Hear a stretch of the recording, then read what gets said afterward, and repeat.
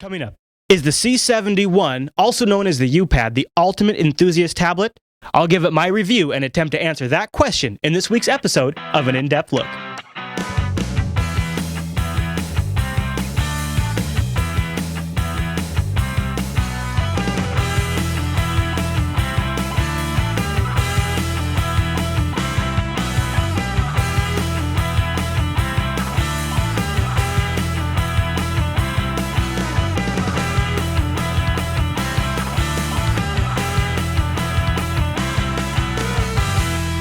So what is it and who is Zenithink? Well, that's actually a pretty interesting question. Zenithink, or Zenithink, I'm not quite sure how you pronounce it, is based out of China.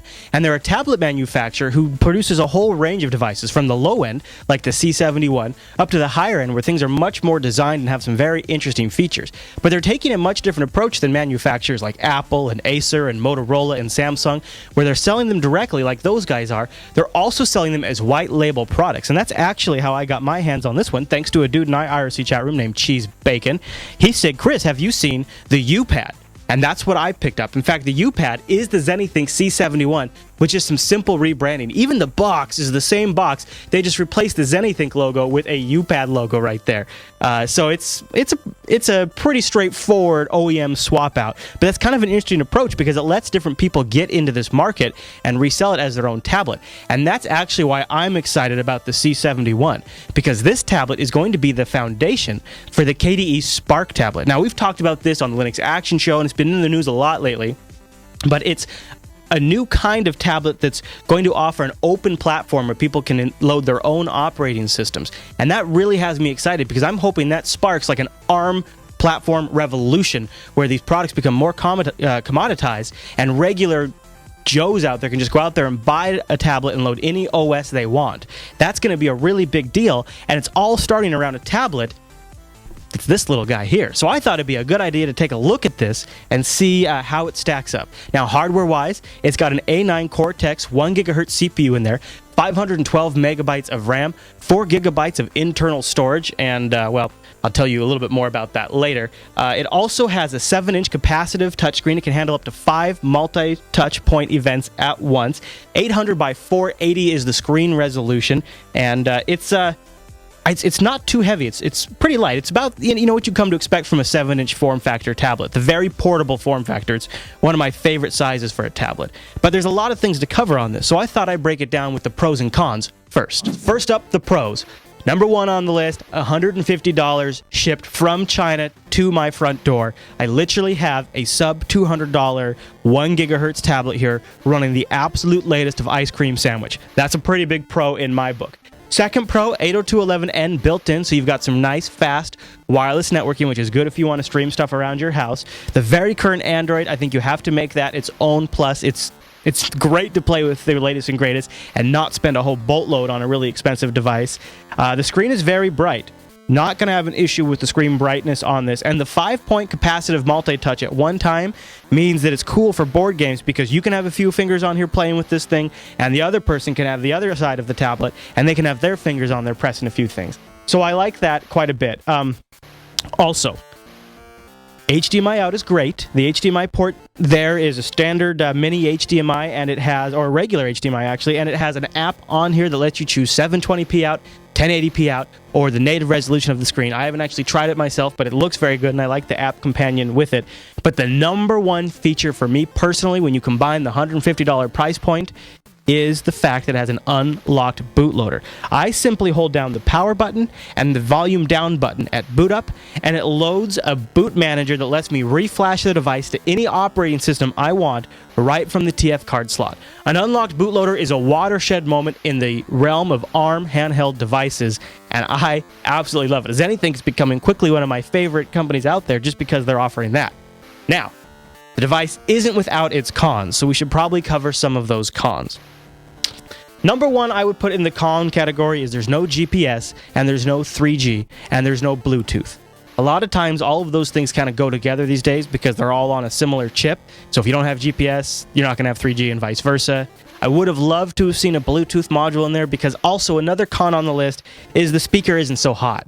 It's just built into the back here, and the The problem is when you're using the tablet, it's faced away from you. So the audio is kind of already a little quiet as it is. I mean, the speaker's loud enough for like notification events and those types of things, and, you know, really light gaming, but definitely not for streaming music or anything like that. And with Bluetooth, you would have been able to link to maybe a Bluetooth stereo device, and you could have kind of made up for that downfall. Now, it does have a standard audio out jack, so you can go wired, and, you know, that's going to be your best sound quality anyways.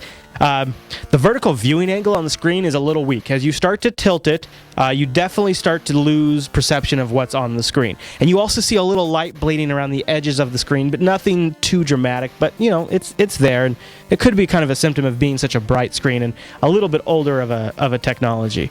But another issue that I've already kind of hit my head against is the 4 gigabytes of internal storage. Ice Cream Sandwich is a big boy, and that fills up the card a lot that's built in. And I went to download one game. I got Angry Birds on here, and then I went to download my second game, Sonic the Hedgehog Episode 1 or whatever it is. And Sonic launches, and it goes to download more game content, and it says I need 150 megabytes of free space, which this thing doesn't have. Now, it does have a TF memory card slot, so you could go up to 32 gigs with a little memory card. So, I mean, you have options there, but the built-in ROM storage always tends to be the default place that apps try to store stuff. So if you're already up against that, that's a bit of a negative in my book. But, you know, other than that, for $150, that's the overall main con, or pro, I think, that sort of deafens some of the cons on that list just a little bit. But what about battery life and build quality? I'll tell you about those. For $150, you really have no right to complain, in my opinion. But since this is the internet, I'm going to complain anyways. I would say very sturdy are my first impressions. Like, I would hand this sucker to my 3-year-old, and I don't think he would destroy it. It's got, you know, rubberized edges, which is sort of makes me feel not so scared to drop it. And it's got a good quality weight to it. That said, there are certain things that, if you're a perfectionist, might bother you. For example, the LED power light, which is always on and rather bright, is recessed a little bit, and you can kind of see around the inside of the case with it. Also, that blue LED light shines through the HDMI port, the TF card slot, and also one of the 2 USB ports. Not totally ideal there. There's also quite a few stickers on it, but that's not really a huge issue. I would say there's also a hit and miss chance on the screen quality for you. Not the actual TFT display itself, but the glass laminate they put down on top of it. Unfortunately, mine actually has a little bit of dirt under it, and it's noticeable, really noticeable, because it's right there on my screen, and it really shows up. And I constantly am flicking at the screen trying to get it off there. That's going to be hit and miss, I would imagine. But for $150, I mean, the build quality is surprisingly good. It feels a little bit like last year's tablet repackaged into a newer case and sort of modernized a little bit, but, you know, that's kind of what you come to expect. Now, the battery. I'll put some additional notes in the show notes. I've tested video playing, and I've tested music playing and standby times. It's got a 3,000 milliamp battery. That's pretty respectable. Definitely better than your standard smartphone. About on par with a 7-inch tablet. You'll get about 8 hours of music playback. You'll get about 3 to 4 hours of video. If you're playing video games and something that really stresses the CPU, I'd say 2.5, 3 hours of battery life. And also the standby time, if you're not using it too much, is about 2 days, 2.5 days. There are moments with this device where Android does not feel optimized for this tablet. It feels like maybe drivers aren't quite complete for Ice Cream Sandwich, for the hardware in this thing. That, to me, isn't really a big issue. I'll tell you why. Okay, so how do I just brush off some of these shortcomings the ePad or the C71 has? I'll tell you this. It's very simply, you just got to factor in what you would use a tablet like this for. Because I'll be honest with you, you can get this tablet, or you can spend $30 more and get something like the Amazon Kindle Fire. You're still staying within that pretty cheap sub $200 tablet price range, and the Kindle Fire is likely to have a little bit better battery life, a little bit better build quality, and of course, if you're an Amazon Prime member, you have a huge content library you can pull from.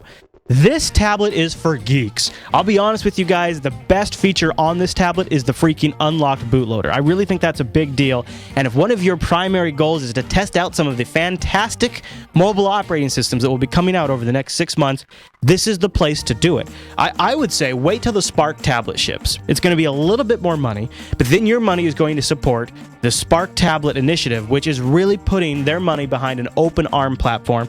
And I think the Spark interface is going to be a little more optimized for this hardware. Ice Cream Sandwich is great, and with this unlocked bootloader, you can really flash anything you want on it. You could just go straight up Mirror Project if you want and put that on here, and you'll get different levels of performance results from that. So that and $150. This is a cheap toy that you can load all kinds of great operating systems on and try different stuff. In my estimation, that is a killer feature. I mean, sure, the iPad 3 or the new iPad, whatever they're calling it, just came out, and it's got some great features and a great resolution. But the thing's $500, okay? Now, there's definitely a market for that. I have an iPad 1, and I think it's a great little device. But at the rate that these tablets are being developed and at the rate that these alternative operating systems are coming out, I don't want to be left behind. And at $150 shipped, or I think you're going to see the Spark version of this around $280 US. You can't beat that price point. And when you can load anything you want and it comes rooted for you, those are things in my estimation that make it more competitive than the Kindle Fire. But I really think it comes down head to head with these two devices. At this price point, you can almost just afford to experiment, which is really cool. All right, well, that's my look at the Zenithink C71. I'd like to give a quick mention out there for our new Chrome extension and also the links you can find over at the bottom of JupiterBroadcasting.com. If you scroll all the way down to the bottom of our site, you'll see links for Amazon US, UK, Newegg, ThinkGeek, Audible.com, which I love, and also a Chrome extension. If you install that Chrome extension, whenever you shop at one of those aforementioned sites, your shopping session will automatically be tagged to give a percentage of your purchase to Jupiter Broadcasting. Doesn't cost you anything more, and we get a little something in return, and that's an awesome way for you guys to support the show and the network while you're out there getting stuff for yourself. So thank you to everyone who does that. All right, now here's the details. If you want to send me an idea or you have a question, something you want to see on the show, anything like that, you can email me, chris@jupiterbroadcasting.com, or hit me up on any social network that you like to lurk at. I've got all links to all the different profiles I have over at bit.ly/Chris Fisher. And an in-depth look comes out every Saturday over at jupiterbroadcasting.com. And when you go there, you can find links to download these episodes in just about any format or resolution you would like, as well as subscribe to the RSS feed so you just get this dang show automatically when it comes out. You don't even have to worry about it. It's some sort of magic of the tubes, folks. It's something you got to take advantage of. All right, everyone. Well, thanks so much for tuning into this week's episode of An In-Depth Look, and I'll see you right back here next Saturday.